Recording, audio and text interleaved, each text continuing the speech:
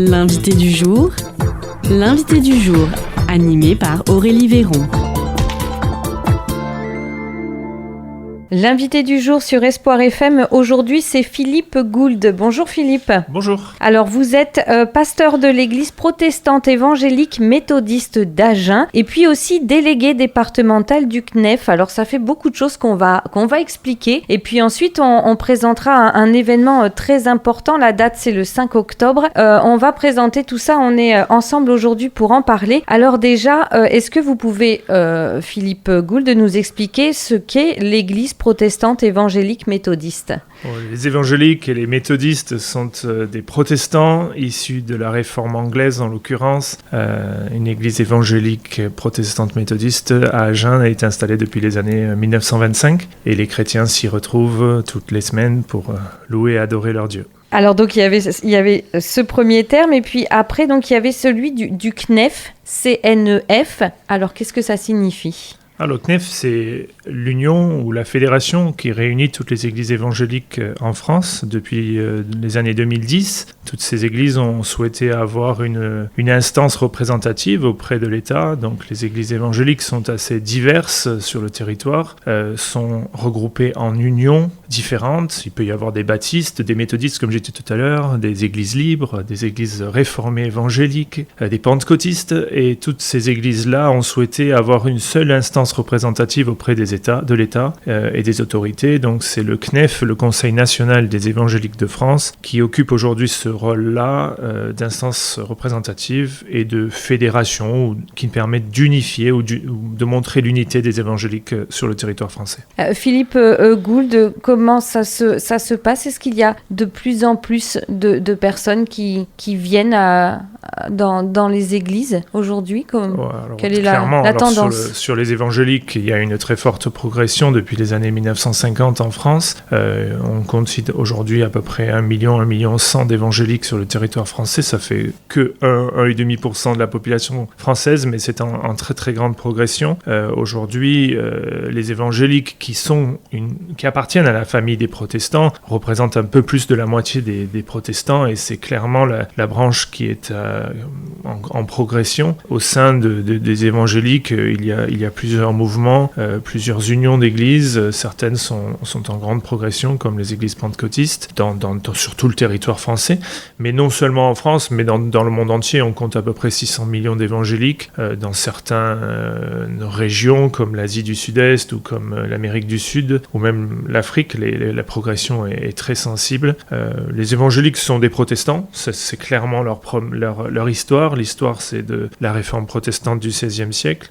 En même temps, c'est une foi qui est vécue de manière très personnelle, une conversion, un changement profond de vie. C'est quelque chose sur lequel les évangéliques vont mettre beaucoup l'accent, toujours en gardant l'autorité de la parole de Dieu, la Bible, tout en reconnaissant l'importance de la croix, de la mort de Jésus-Christ pour nos péchés. Et aussi, on va caractériser les évangéliques par une volonté de partager la bonne nouvelle. Le mot évangélique vient de évangile. L'évangile, c'est la bonne nouvelle. Et si on a une bonne nouvelle, celle de la mort de Jésus-Christ à la croix pour nos péchés, alors on va vouloir la partager à d'autres. Et donc ça, ce sont quelques-uns des éléments qui forment la dynamique aujourd'hui des évangéliques, à la fois la conversion et la foi vécue de manière personnelle, mais aussi la volonté de le partager à d'autres. Et donc vous, Philippe Gould, en tant que pasteur, c'est votre métier de partager la parole ? Oui. C'est un métier dont je me réjouis.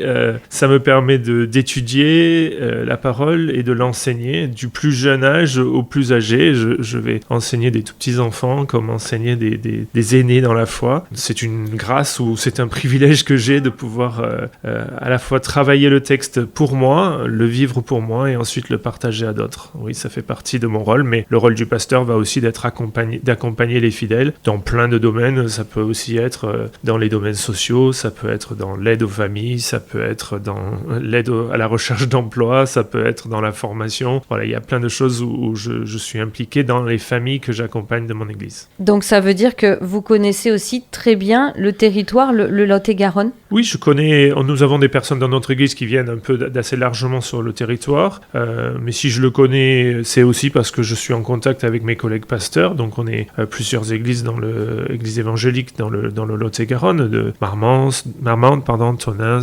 Villeneuve, Agen et Clérac, et ces églises-là, on échange avec eux, on passe du temps à connaître nos défis locaux, à prier les uns pour les autres. C'est un travail que nous faisons au sein du CNEF, donc d'unité et de partage entre pasteurs de ces différentes églises évangéliques.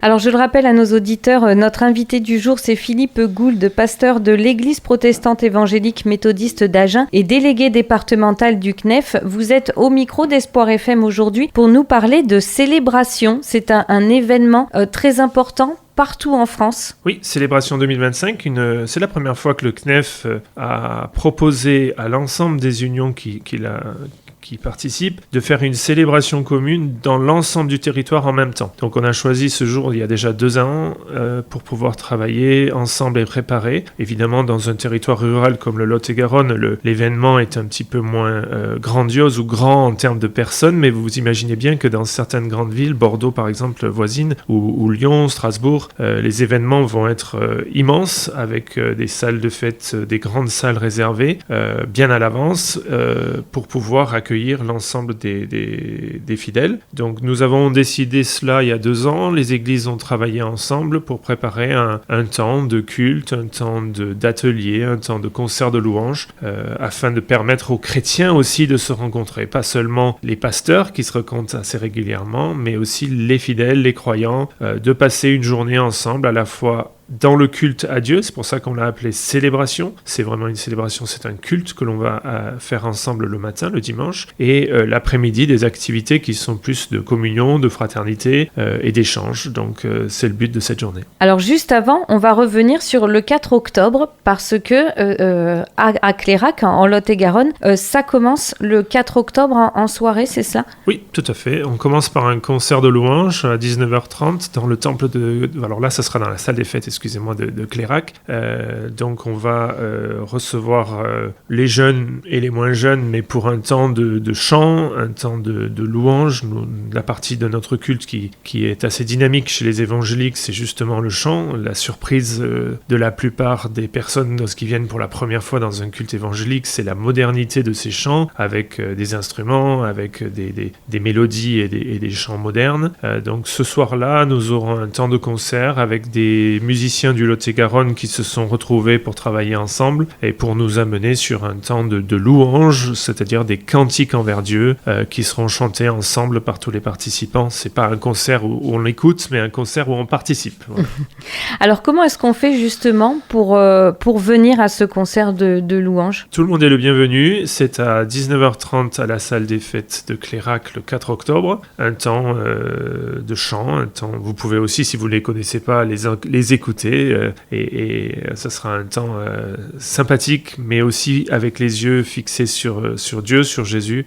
C'est notre objectif aussi ce soir-là. Et puis donc le 5 octobre, c'est la journée festive donc qui se passe à Clérac, hein, c'est bien ça? Tout à fait. La plupart des églises du Lot-et-Garonne, églises évangéliques du Lot-et-Garonne seront fermées ce jour-là et tous sont conviés et invités à partager le culte cette fois-ci dans le temple de l'église protestante de Clérac, un haut lieu, j'allais dire, du protestantisme dans le Lot-et-Garonne, hein, puisque dès le début de la Réforme dans les années 1600, cette ville de Clérac a été rapidement l'un des bastions du protestantisme, et ce temple est un lieu capable d'accueillir un assez grand nombre de personnes, et puis ça nous fait aussi la joie de nous retrouver là-bas, d'avoir une dynamique chrétienne évangélique protestante dans ce temple. Donc ce sera un culte en commun, toutes les églises s'y retrouveront et partageront ensemble avec les différents pasteurs des églises qui sont impliqués un culte de 10h à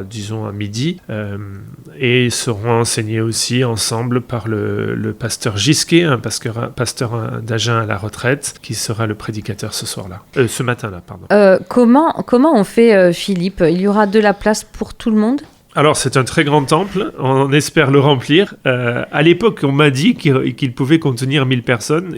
Aujourd'hui, ce n'est plus le cas parce qu'il y a des coursives qui ont été fermées, mais on peut largement accueillir 400-450 personnes. Donc voilà, vous êtes tous les bienvenus pour voir un culte évangélique si vous le souhaitez. C'est avec grande joie qu'on vous accueillerait. Et puis, donc l'après-midi du 5 octobre, on continue bien entendu à se retrouver ensemble. Il y a tout d'abord un repas, la possibilité de manger ensemble, c'est ça ? C'est ça. En fait, notre foi s'exprime aussi par la communion fraternelle et les échanges que l'on peut avoir autour d'un repas. Donc, de midi à 14h, 14h30, on aura un temps de repas préparé par le Hangar, le restaurant solidaire qui a été fondé en partie par des protestants évangéliques. Et il viendra fournir le repas. Il faut s'inscrire.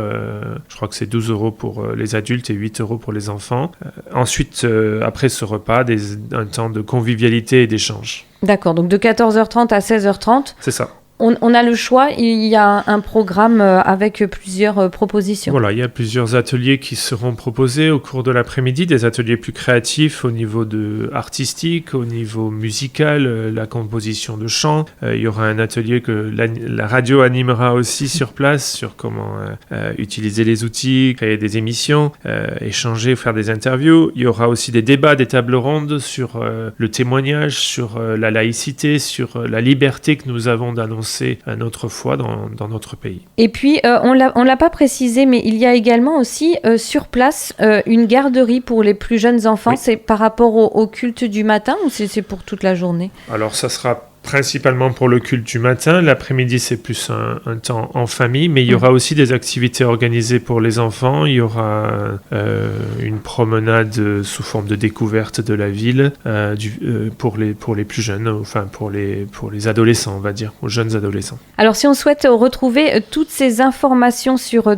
Célébration 2025 le 5 octobre à Clairac, comment est-ce qu'on fait, j'imagine, sur Internet, on peut retrouver les infos ? Il y a le site Célébration 2025, je crois que c'est .fr, où l'ensemble des événements, des 80 événements dans la France sont annoncés avec le détail de nos activités aussi, parce qu'en fait sur 80 lieux le même jour, des cultes en commun auront lieu. Le nôtre est décrit sur ce site-là. Je pense aussi qu'il y a une page Facebook qui décrit cela, qui a été créée par l'un de mes collègues. Les détails y sont. Bon, et bien en tout cas, merci beaucoup. Donc on donne rendez-vous à nos auditeurs le dimanche 5 octobre à Clairac à partir de 10h donc pour Célébration 2025. Et puis n'oubliez pas, vous pouvez aussi dès le samedi soir à 19h30 en la salle des fêtes de Clairac profiter du concert de louanges, donc c'est à 19h30. Merci Philippe Gould d'avoir pris un petit peu de temps avec nous pour nous présenter cet événement.